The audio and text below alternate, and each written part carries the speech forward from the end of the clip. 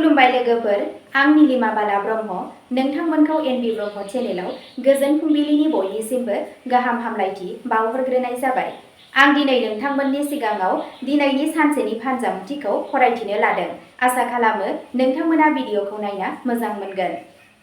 नोंथांमोना भिडिअखौ नायना मोजां मोनोब्ला लाइक, साबस्क्राइब, कमेन्ट आरो शेयार खालामनानै होलांब्लानो जाबाय।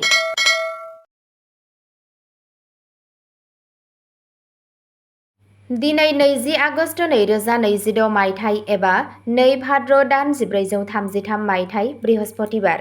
गिबियावनो दङ मेष राशि। दिनै नोंथांनि फोथायथि आरो सांग्रां जानाया नोंथांखौ गोदान मोनफुंनायसिम लांगोन। खामानि थिलियाव मोनसे गोनां बिबानखौ मावफुंनो खाबु मोनगोन आरो नोंथांनि खामानि मावनायनि रोखोमखौ बाख्नायनाय जागोन। फालांगियाव मोनसे गोदान बिथांखिनि सायाव खामानि जागायजेननायनि थाखाय साना मोजां जागोन। रांखान्थियारि बिथिङाव मुलाम्फा खालामनायजों लोगोसे इयुननि गोनांथिफोरनि थाखाय रां दोनथुमनायाव गोसो हो। नखरनि सोरबा सोद्रोमानि जाफुंसारनायाव गोजोननाय मोनगोन। सासे गोजाम लोगोजों रायज्लायनाया गोसोखौ खुसि खालामनो हायो। नोंथांनि दिनैनि खाफाल गोनां दिगा जादों सा-सानजा, खाफाल गोनां अनजिमाया जादों 7 आरो खाफाल गोनां गाबा जादों सना गाब। वृषभ राशि। दिनै नोंथांनि थाखाय दिदोम सानस्रि आरो धैर्यजों आवगायलांनाया मुलाम्फा गोनां जागोन। साख्रियाव जायखिजाया थालांनाय खामानिखौ फोजोबोब्ला गोजौ थाखोनि मावख'गिरिफोरनि फोथायथिखौ बांहोगोन। फालांगिरिफोरा गोदान बायग्राफोर एबा गोनां सोमोन्दो मोननो हागौ। रांनि सोमोन्दो गोनां आयदायाव लानाय मोनसे सोलो गोनां थिरांथाया इयुनाव मुलाम्फा होगोन। नखराव गोरोबलायनाय थागोन आरो सोरबा मोजां मोनजाग्राजों मोजां सम हगारगोन। नोंथांनि सानफ्रोमबोनि मावखान्थियाव मोनसे फिसा सोलायनाया नोंथांखौ बांसिन गोहोगोरा खालामनो हागौ। नोंथांनि दिनैनि खाफाल गोनां दिगा जादों सोनाब खोला, खाफाल गोनां अनजिमाया जादों 4 आरो खाफाल गोनां गाबा जादों क्रिम गाब। मिथुन राशि। नोंथांनि मेलेम आरो रोखा रायज्लायनाया दिनै नोंथांनो गोदान खाबु लाबोगोन। नोंथांनि बोसोनफोरा खामानि थिलियाव मोनसे गोनांथार सावरायनायाव गोहोम गोनां जागोन। जौगाथाय एबा गोदान राहाजों फालांगियाव मुलाम्फा जानायनि जाथावना थायो। फरायसाफोरा जायखिजाया गोब्राब आयदाखौ बुजिनायाव जाफुंसार जागोन। रांखान्थियारि थासारिया सरासनस्रानिख्रुइ साबसिन जागोन, नाथाय थाबैनो रां थिसननायनिफ्राय गोजानाव था। नखराव गोजोननि आबहावा थागोन आरो माबा मोनसे मोजां खौरां मोननो हागोन। नोंथांनि दिनैनि खाफाल गोनां दिगा जादों साहा, खाफाल गोनां अनजिमाया जादों 9 आरो खाफाल गोनां गाबा जादों गोथां गाब। कर्कट राशि। दिनै नोंथांनि बुजिनाय आरो गोसोआरि समानथाया नोंथांखौ गोबां थासारिफोरखौ गोरलैयै सामलायनायाव मदद होगोन।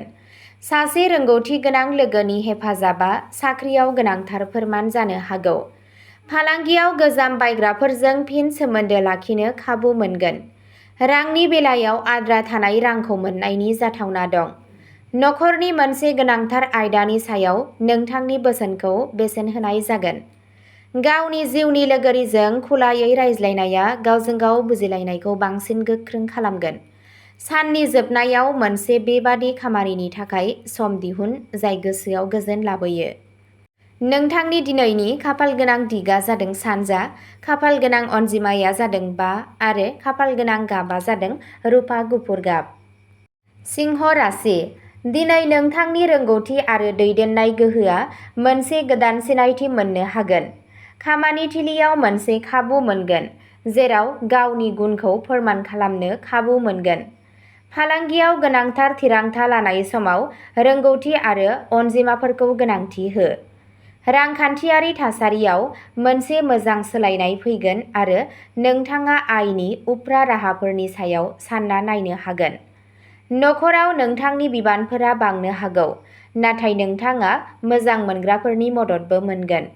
समाजारि बिथिङाव नोंथांनि मान-सन्मानखौ बांहोनायनि नेरसोन दं। नोंथांनि दिनैनि खाफाल गोनां दिगा जादों खोला-सानजा, खाफाल गोनां अनजिमाया जादों 2 आरो खाफाल गोनां गाबा जादों निला गाब। कन्या राशि। दिनै सानथांखि बादियै मावनाय खामानिया नोंथांनो आसा खालामनाय फिथाय होगोन। मावख'आव खाथिजों खामानि मावनो हानाय नोंथांनि गोहोआ जायखिजाया गोनांथार खामानियाव बाहायजाथाव जागोन। फालांगियाव डकुमेन्टफोर आरो लेनदेनफोरखौ मोजाङै नायबिजिर। रांखान्थियारि थासारिया समानथि जागोन आरो दोनथुमनायजों सोमोन्दो गोनां गोदान थिरांथा लानो हागोन। नखरनि जायखिजाया गोजाम जेंनाया गोजोन सावरायनायनि गेजेरजों सुस्रांनो खाबु मोनगोन। जायफोरा बादायलु महरै फरायो आरो थियारि खालामो बिसोरनि खस्थ'नि मोजां फिथाइ मोननो हागौ। नोंथांनि दिनैनि खाफालगोनां दिगा जादों सा-सोनाब, खाफालगोनां अनजिमाया जादों 8 आरो खाफालगोनां गाबा जादों रेजें गोथां गाब। तुला राशि। दिनैनि साना नोंथांनि थाखाय हेफाजाब, समानथाय आरो गोदान सोमोन्दोनि सान जागोन। खामानि थिलियाव हानजाजों जयै नाजानाया साबसिन फिथाइ होगोन। फालांगियाव गोदान सोरबा सुबुंजों बाहागोदारि एबा फालांगियारि सोमोन्दोआ सिगांथिं दावगानो हागौ। रांखान्थियारि महरै साना मुलाम्फा गोनां जागोन आरो नोंथाङा गोजाम रां मोननायनिफ्राय रेहाय मोननो हागौ। मोजां मोनलायनायनि सोमोन्दोआव गोदै बांगोन आरो इयुननि सानथांखिफोरनि सायाव नोंथांनि लोगोरिजों सावरायगोन। नखराव मोनसे फिसा जाथाया गोजोननायखौ बांहोगोन। नोंथांनि गोनांथिफोरखौ रोखा लाखिनाया नोंथांनि थाखाय मुलाम्फा गोनां जागोन।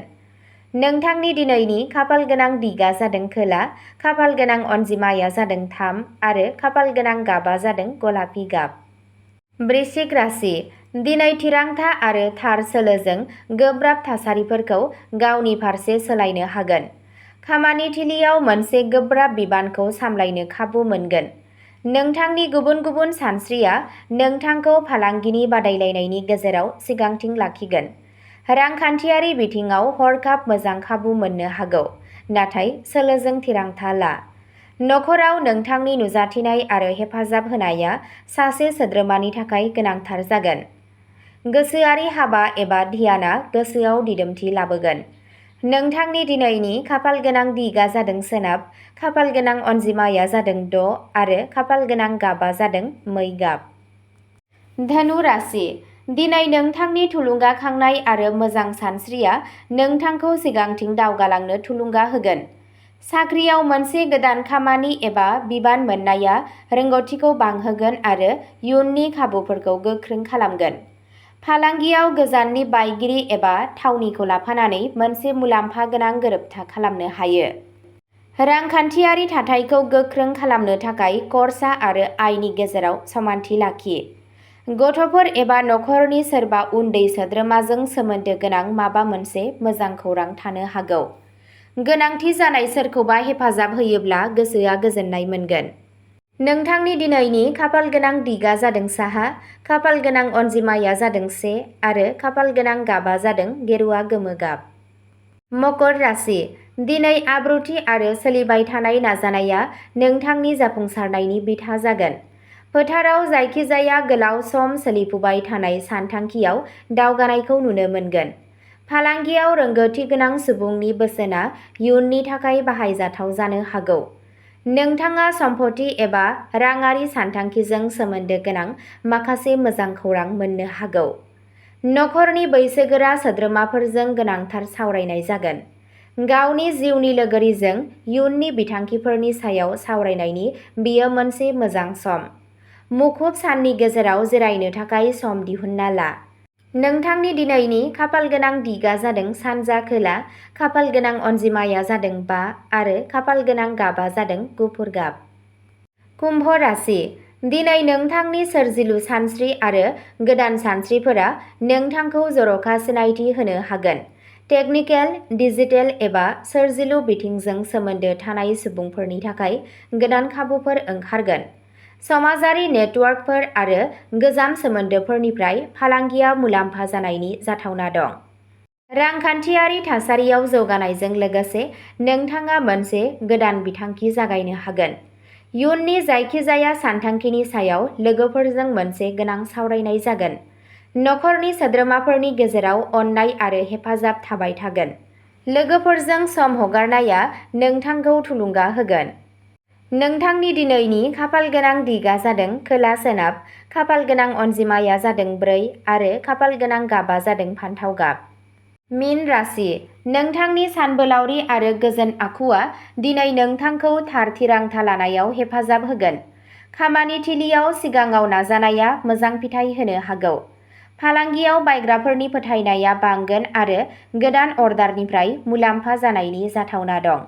रांनि बेलायाव थासारिया गोजोनथाव जागोन, नाथाय गोनांथि गैयै खरसाफोरखौ दबथायनो गोनां जागोन। नखराव माबा मोनसे मोजां हाबानि थाखाय लाहार-फाहार जानो हागौ। मोजां मोनलायनायनि सोमोन्दोआव गोसोआरि खाथि सोमोन्दोआ बांगोन आरो गावजों गाव फोथायनाया गोख्रों जागोन। ध्यान, आरज एबा मोनसे सिरि आबहावायाव सम हगारनाया नोंथांनि थाखाय मुलाम्फा गोनां जागोन।